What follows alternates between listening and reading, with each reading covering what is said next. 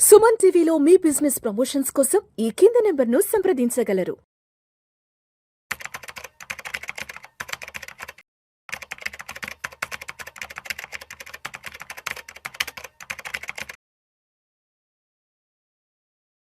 నమస్తే, welcome to Vishnu talks. నేను విష్ణు. ప్రస్తుతం నాతో పాటు సీనియర్ ఫినాన్షియల్ ప్రొఫెషనల్ గిరిబాబు గారు ఉన్నారు. సార్తో మాట్లాడదాం. గిరిబాబు గారు నమస్తే సార్. నమస్తే అండి. Welcome to Vishnu talks. Thank you, my pleasure. Thank you so much for being with Vishnu talks. So Giribabu గారు, ఈ వీడియోలో కాస్త డీటెయిల్డ్గా రిటైర్మెంట్ ప్లానింగ్ గురించి మాట్లాడదాం. ఒక 20 years వెనక్కి వెళ్ళిపోదాం. అంటే ఒక 2004, 5, 6, ఒక 20-22 ఏళ్ళు వెనక్కి వెళ్ళిపోతాం సార్. సార్ ఇప్పుడు 2004, 5, 6 ఆ టైంలో అప్పట్లో సాఫ్ట్వేర్లో జాయిన్ అయిన వాళ్ళు ఉంటారు కదా, కొత్తగా మంచి బూమ్ స్టార్టింగ్. అప్పుడప్పుడే Y2K స్టార్ట్ అయ్యి, అప్పుడప్పుడే మన హైటెక్ సిటీ స్టార్ట్ అయ్యి, అప్పుడప్పుడే ఈ ఐటీ ఉద్యోగులు స్టార్ట్ అయినాయి కదా, ఈ 2003-4 ఆ టైంకి. అప్పట్లో కనుక ఒక వ్యక్తి ముందు చూపుతో కనుక రిటైర్మెంట్ ప్లానింగ్ కనుక చేసుకుని ఉండుంటే, అంటే 2005, 2006 అప్పటి నుంచి ఇప్పటికీ 2026కి ఒక 20 years కదా. సరే, నాకు ఒక 20 years నాటికి ఒక ₹1 కోటి ఓ మంచి రిటైర్మెంట్ కార్పస్ కావాలి అని అప్పట్లో 2005-6లో కనుక ప్లాన్ చేసుకొని కనుక ఉంటే ఇప్పటికీ ఒక ₹1 కోటి వచ్చి ఉంటాయి కదా. సరే, 2026లో మొత్తానికి ఒక ₹1 కోటి అయితే సమకూరే రిటైర్మెంట్కి. ఇప్పుడు అతని వయసు ఒక 54, 55 అనుకున్నాం కదా. సరే, ఇక్కడి నుంచి అతని లైఫ్ ఎలా ఉంటుంది? యా, వెరీ గుడ్ క్వశ్చన్ అండి. మనము ఈ విష్ణు టాక్స్లో భాగంగా ఏదైతే మనం కొత్త కొత్త టాపిక్స్ తీసుకొని మనం ప్రజలకు అవగాహన కల్పిస్తున్నామో దాని గురించి నాకు చాలా కాల్స్ వస్తున్నాయి. ఇవన్నీ కూడా టాపిక్స్ చాలా బెటర్గా ఉంటున్నాయి అని చెప్తున్నారు. ఎగ్జాక్ట్లీ సిమిలర్ టాపికే నేను రీసెంట్గా డిస్కస్ చేస్తున్నాను. నార్మల్గా నాకు ఆల్మోస్ట్ ఎవ్రీ 3-4 డేస్కి యూఎస్ నుంచి క్లయింట్స్ కాల్ చేస్తూ ఉంటారు. చాలామంది కాల్ చేసి 100కి 100% నాకు చెప్పేది ఏంటంటే, ఇప్పుడు నా ఏజ్ 40-45 మధ్యలో ఉంది. ఓ 5 to 10 yearsలో ఇండియాకి వచ్చేద్దాం అనుకుంటున్నాను. వచ్చినప్పుడు నాకు మంత్లీ ఒక 2 to 3 lakhs కావాలి టేక్ హోమ్ లాగా. నేను జాబ్ చేయకపోయినా నేను ఎంత కార్పస్ క్రియేట్ చేసుకోవాలి, ఎంత కార్పస్ బిల్డ్ చేయాలి అని అడుగుతూ ఉంటారు. ఆల్మోస్ట్ యూఎస్ నుంచి కాల్ వచ్చింది అంటే బై డిఫాల్ట్ 100% ఇదే క్వశ్చన్తో ఉంటారు వాళ్ళు. Retirement planning what next, that to after 5 or 10 years between వాళ్ళ ఏజ్ ప్రకారంగా ఇండియాకి వచ్చి సెటిల్ అవుతాము. Underline this point. అంటే దాదాపుగా ఈ 2005-10 తర్వాత వెళ్ళిన బ్యాచ్ అంతా కూడా ఇండియాకి వచ్చేద్దామని అనుకుంటున్నారు. బిఫోర్ 2005 వెళ్ళిన బ్యాచ్ ఏమో అక్కడ సెటిల్ అవుదాం అనుకుంటారు. వాళ్ళంతా ఇప్పుడు ఒక 50కి వచ్చేస్తుంటారు, సెటిల్ అయిపోతున్నారు అక్కడ. సో ఈ 2010-5 మీరు అన్న 20 years బ్యాచ్ అంతా కూడా ఇండియాకి వచ్చి సెటిల్ అవుదాం అనుకుంటున్నారు. ఇప్పుడు మీరు చెప్పినట్టుగా మనం కనుక 2000 yearలోకి వెళ్ళిపోదాం, టైం మిషన్ ఎక్కేసి 2000 yearలో మనం మాట్లాడుకుంటూ ఉంటే, నాకు 2026లో రిటైర్మెంట్, అప్పటి ఒక ₹1 కోటి కావాలని ఇట్లా కాలర్ ఎగిరేసి కళ్ళు ఎగిరేసి ₹1 కోటి అనే ఒక పెద్ద డ్రీమ్ని అచీవ్ చేసుకోవాలని చిన్న చిన్న స్టెప్స్ వేస్తూ స్టార్ట్ చేశారు. 2026కి వచ్చేసాము, రియాలిటీకి వచ్చేసాము. 1 crore సమకూరింది. కానీ ఇక్కడ అందరు మిస్ అవుతున్న పాయింట్ ఏంటంటే, నేను 2026లో రిటైర్ అయినప్పుడు నాకు ఒక 1 crore కార్పస్ వస్తే నాకు రిటైర్మెంట్ ప్లానింగ్ లాగా నాకు మంత్లీ ఇన్కమ్ వస్తుందని ఫీల్ అవుతారు, చేసుకుంటారు. అయితే దెన్ ఇప్పటికి నా వయసు ఎంత, 55-60 మధ్య ఉంది. కానీ ఇప్పుడు నా ఇంప్రూవ్డ్ హెల్త్ కండిషన్స్లో మనందరం మన హెల్త్ కాన్షియస్ ఉన్నాం, హెల్త్ బాగా చూసుకుంటున్నాం. ఆన్ అండ్ యావరేజ్గా ఒక 75-80 years అనుకోవచ్చు లైఫ్ స్పాన్. అంటే ఇప్పుడు 55 దగ్గర నుంచి ఒక 30 years, అంటే ఒక 30 years బతుకుతాం అనుకుంటే హ్యాపీగా హెల్తీగా. నెక్స్ట్ 30 yearsకి ఈ 1 crore సరిపోద్దా? That's the biggest question. ఎందుకు అంటే, మనము 2005-6-7లో వచ్చినప్పుడు ల్యాంకో హిల్స్ కొత్తగా స్టార్ట్ అయినప్పుడు ఫస్ట్ టైం ల్యాంకో హిల్స్లో ఒక ఫ్లాట్ 70 లక్షలు, 80 లక్షలు, ₹1 కోటి దాకా ధర పలికేది. అసలు ఫ్లాట్ ₹1 కోటి అని మనందరం ముక్కులు వేరేసుకున్నాం ఫస్ట్ టైం. అప్పుడు నేను 2006-7లో యాడ్ చూసి వాళ్ళకి కాల్ చేశాను. 1 crore అంటే నాకు ఫ్యూజ్ ఎగిరిపోయింది. అంటే ₹1 కోటి అనే మాట అప్పట్లో పలకాలి అంటే కాళ్ళు చేతులు ఉనికేవి, దడ కనుక అలాంటి కరెక్ట్ చెప్పారు. అలాంటి సిచ్యువేషన్ నుంచి నేను రిటైర్ అయినప్పుడు నాకు ₹1 కోటి కావాలి ఒక కళ ఉండేది. రిటైర్ అయ్యేప్పటికి ఫర్గెట్ అబౌట్ 2007 ఫ్లాట్ 1 crore, అది అందరికీ సాధ్యమయ్యేది కాదు అప్పట్లో. ఇప్పుడు రిటైర్ అయిన తర్వాత 1 crore కావాలి అనే ప్లాన్ చేసుకుంటే, ఇలా నేను 2006 రిటైర్ అయిన తర్వాత ఇప్పుడు నాకు 1 crore చేతికి వచ్చాక నాకు నెక్స్ట్ పరిస్థితి ఏంటి? నేను ఇప్పుడు 55కి వచ్చేసాను, 1 crore వచ్చింది. నాకు మంత్లీ ఇన్కమ్ ఎంత? నాకు మంత్లీ ఇన్కమ్ ఈ 1 crore అట్ ద మోస్ట్ అనుకుంటే ఒక 8% వరకు మనం కనుక సిస్టమేటిక్ విత్డ్రాల్ ప్లాన్ కానీ డివిడెండ్ ఆప్షన్ కానీ తీసుకుంటే 8% అంటే ఆల్మోస్ట్ ఆల్ నియర్లీ ఒక అరౌండ్ 65-70,000 వస్తుంది దగ్గర per month.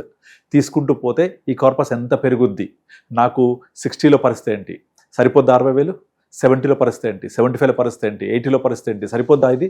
Increased inflation, increased expenses, life style expenses, medical expenses సరిపోదు కదా. కనుక చాలామంది అట్లీస్ట్ మ్యూచువల్ ఫండ్స్ ఇన్వెస్ట్ చేసిన వాళ్ళకైనా కనీసం ఈ 1 crore ఉండి కనీసం మినిమం ఏదైనా రిక్వైర్మెంట్ సరిపోతుంది. ఇలా కాకుండా చాలా మంది పెన్షన్ పాలసీ తీసుకుంటారు, పెన్షన్ ప్లాన్స్, యాన్యుటీ ప్లాన్స్ తీసుకుంటారు. వాళ్ళ పరిస్థితి ఇంకా వర్ణాతీతం. ఎందుకు అంటే వాళ్ళు అక్కడ తీసుకునే పాలసీలు అన్నీ కూడా 6%, 600% యాన్యుటీతో స్టార్ట్ అవుతాయి. అప్పుడు ఇవాళ వాళ్ళ కార్పస్ 50 లక్షలు 60 లక్షలు వస్తే దానిపైన 6% అంటే ఏ 25,000-30,000 కూడా రాదు. సో ఆ 25,000-30,000 తోటి వాళ్ళ నెక్స్ట్ 2020 ఎలా బతికేస్తారు? దట్టు ఇక్కడ యాన్యుటీ ప్లాన్స్లో ఉండే పెద్ద డ్రాబ్యాక్ ఏంటంటే ఆ కార్పస్ అనేది అలాగే ఉంటుంది, దాని మీద కేవలం యాన్యుటీ మాత్రమే వస్తుంది, విచ్ ఇస్ ట్యాక్సబుల్, అండ్ అది ఎప్పటికీ పెరగదు, అలాగే ఫిక్స్డ్ అయి ఉంటుంది. అందుకనే యాన్యుటీ ప్లాన్స్ రూపంలో ఇన్సూరెన్స్ పాలసీ అన్ని అట్టర్ ఫ్లాప్ అవ్వడానికి కారణం అదే. నార్మల్గా మీరు చూస్తే ఇప్పుడు ఎల్ఐసి యాన్యుటీ ప్లాన్స్ అని వేరే ప్రైవేట్ కంపెనీస్ యాన్యుటీ ప్లాన్స్ ఇస్తూ ఉంటారు. ఇక పెన్షన్ అనగానే ఒక ఇన్సూరెన్స్ పాలసీ ఇచ్చేస్తారు. అందులో సార్ మీరు రిటైర్ అయ్యేప్పటికీ మీకు నెలకింత వస్తుంది, అంత వస్తుందని అప్పుడు చెప్పుకుంటారు. సో మనం ఇవాళ కనుక 2026లో 50,000 రూపాయలు వేసుకున్నా కూడా పర్ మంత్ చాలా తక్కువే కదా. ఎందుకంటే ఇన్ఫ్లేషన్ ప్రకారంగా చాలా ఎక్స్పెన్సెస్ పెరిగిపోయాయి.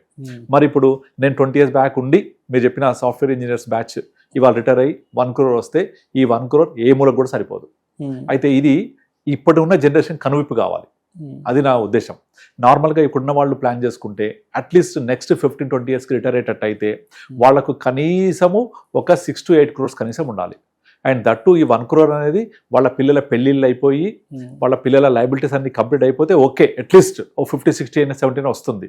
అలా కాకుండా ఇంకా పిల్లల పెళ్ళిళ్ళు కాకుండా సెటిల్ కాకుండా ఉంటే వాళ్ళ ఖర్చులు ఎవరు భరించగలుగుతారు? ఈ 1 crore తోటి దానికే అయిపోతాయి. ఇంకా రిటైర్మెంట్ ప్లానింగ్ ఎట్లా? అందుకనే ఇండియాలో అన్నిటికంటే ఘోరంగా నెగ్లెక్ట్ చేయబడిన ఏరియా ఏదో ఉంది అంటే financial planning part of retirement planning. ఎందుకంటే మేము చాలా రీసెర్చ్ కండక్ట్ చేశాము, చాలా సర్వేస్ చేశాము. అందులో మీ ప్రయారిటీస్ ఏంటి ఏం చెప్తారు తెలుసా? మా అబ్బాయి పెళ్ళి, మా అమ్మాయి లేదా అబ్బాయి చదువు, లేకపోతే ఇల్లు, కారు, వెకేషన్, ఇవన్నీ అయిపోయిన తర్వాత లాస్ట్కి రిటైర్మెంట్ ప్లానింగ్ వస్తుంది. కానీ ఇవన్నిటికీ లోన్స్ దొరుకుతాయి. మీరు వెకేషన్కి కూడా లోన్ దొరుకుతుంది, ఎడ్యుకేషన్ లోన్ దొరుకుతుంది, తర్వాత పెళ్లిళ్ళకి కూడా లోన్ తీసుకోవచ్చు, తక్కువ ఖర్చు చేసుకోవచ్చు. కానీ రిటైర్మెంట్ లోన్ దొరుకుతుందా? దొరకదు. మనం ఈవెన్ హోమ్ లోన్ తీసుకున్నా కూడా మీ రిటైర్మెంట్ ఏజ్కి తగ్గట్టుగానే వాళ్ళు ఈఎంఐ సెట్ చేస్తారు, టెన్యూర్ ఇస్తారు.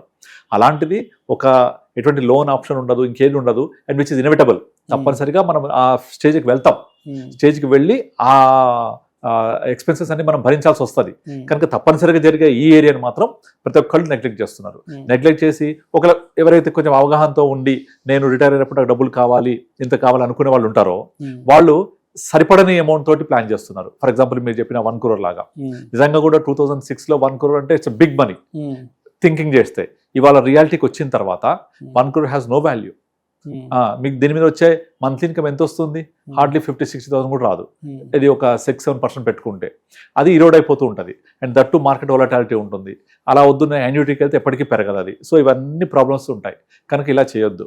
మనం ఏం చేయాలి అంటే మన ఇన్కమ్ ఎంతైతుందో ఇప్పుడు ఆ ఇన్కమ్కి తగ్గట్టుగా ఒక 40-50 times మనం ఎక్స్పెన్సెస్ని ఎక్స్పెక్ట్ చేయొచ్చు నెక్స్ట్ 20-25 yearsలో. అందుకనే మనం ఏం చేయాలి? ఈ డబ్బుల్ని ఎఫ్డీ చేస్తే 50 times of your monthly expenses. అలాగే యూలిప్ పాలసీలో పెట్టుకుంటే ఎన్ని టైమ్స్ పెట్టుకోవాలి, అలా ఎంఎఫ్ చేస్తే కనీసం ఒక 25 times of your month expenses. ఇలా పెట్టుకొని ఆ ఎన్ని టైమ్స్ అయితే ఎక్స్పెన్స్ ఉంటుందో ఆ ప్రకారంగా కార్పస్ రీచ్ అయ్యేలాగా మనం వెళ్ళి మన కార్పస్ని కనీసం ఇవాళ నా సంవత్సరానికి నా సిటీసీ ఎంత, నా నెల ఖర్చు 50,000 అయితే దీన్ని అట్లీస్ట్ 4x to 5x వేసుకోవాలి మినిమం.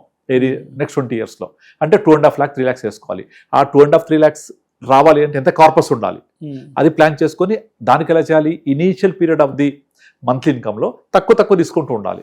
అప్పుడు కార్పస్ని గ్రో అవ్వనివ్వాలి. ఎందుకంటే మీరు ఆల్రెడీ 20 years వర్క్ చేశారు, ఇన్కమ్ అయిపోయింది.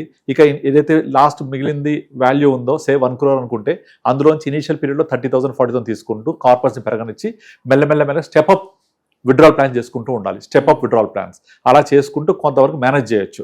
బట్ అలా కాదు నాకు హెజల్ ఫ్రీ ఉండాలంటే మాత్రం తప్పనిసరిగా మీ కార్పస్ మీ ఎక్స్పెన్సెస్కి ఇంటూ కనీసం ఒక 5 to 10 times ఇప్పటి ఎక్స్పెన్సెస్కి ఉండేలాగా ప్లాన్ చేసుకొని మీకు అప్పటి ఎక్స్పెన్సెస్కి ఇన్ఫ్లేషన్ అడ్జస్ట్ చేసి తీసుకోవాలి. మనం ఇదంతా సొంతగా ప్లాన్ చేయాలంటే చాలా కష్టం అవుతుంది.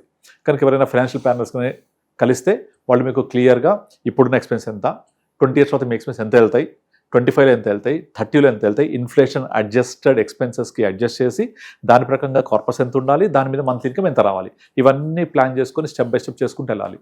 అలా కాకుండా ఇవాళ కనుక నేను ₹1,00,00,000 సంపాదించేసి అప్పుడు రిటైర్ అయిపోతాను, హ్యాపీగా బిందాస్గా ఉంటాను అంటే అసలు వర్కౌటే కాదు. మనం ఎన్నో ఎగ్జాంపుల్ చూస్తున్నాం కదా.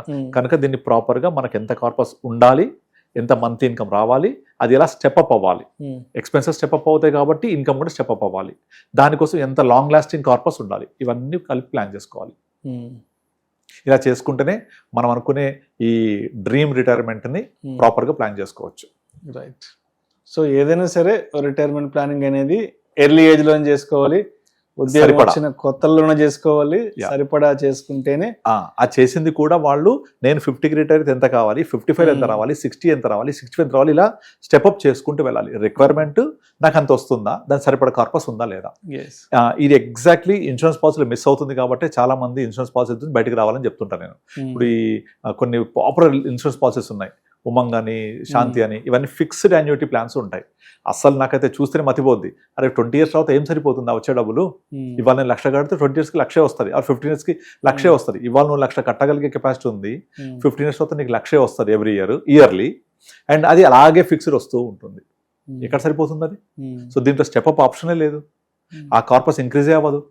సో కనుక ఆ కార్పస్ ఇంక్రీజ్ అవ్వాలి, స్టెప్ అప్ ఆప్షన్ ఉండాలి, మన ఖర్చులకు అడ్జస్ట్ అవ్వాలి, ఇవన్నీ ప్రాపర్గా ప్లాన్ చేసుకోవాలి.